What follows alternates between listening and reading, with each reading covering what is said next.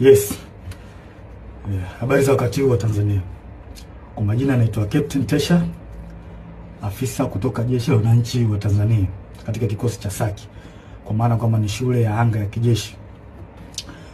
Awali ya yote napenda kumshukuru Mwenyezi Mungu, muumba mbingu na nchi, kwa kunipa uhai na afya mpaka muda huu ambapo nazungumza nanyi wa Tanzania wenzangu.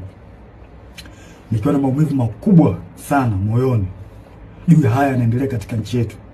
Nimejaribu kutafakari sana mpaka muda mwingine kufikia kumshirikisha Mungu kwamba nikiwa naiona hatari kubwa sana ambayo ipo mbele yetu kama taifa.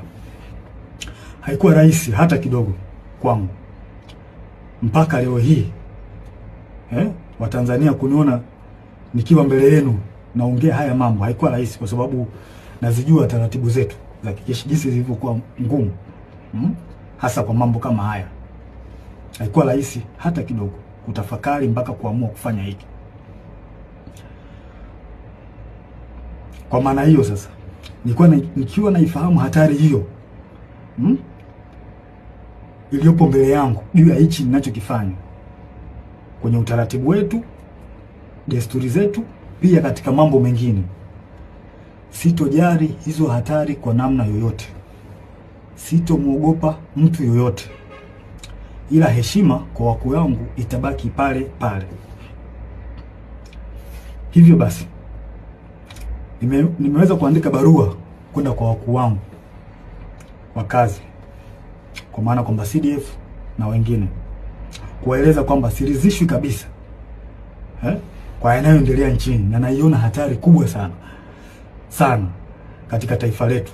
Hivyo basi ni vema kama jeshi kuchukua hatua haraka sana kabla hatujachelewa, kwa kuwa imani pekee iliyobaki kwa Tanzania ni jeshi lao. Japo muda mwingine wanasiasa wanajaribu kuliingiza jeshi letu kwenye mambo ya siasa, kulitumia ili uweze kufanikisha mambo yao, lakini tumebaki kuwa imara na bado tunaendelea kuaminika na Watanzania.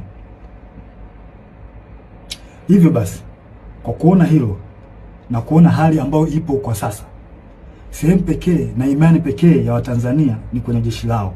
Hivyo nashauri jeshi letu liweze kuchukua nchi haraka sana na kuweza kuweka mambo sawa kuliko kuendelea kulazimisha kwenda mbele, hasa katika hili swala la uchaguzi.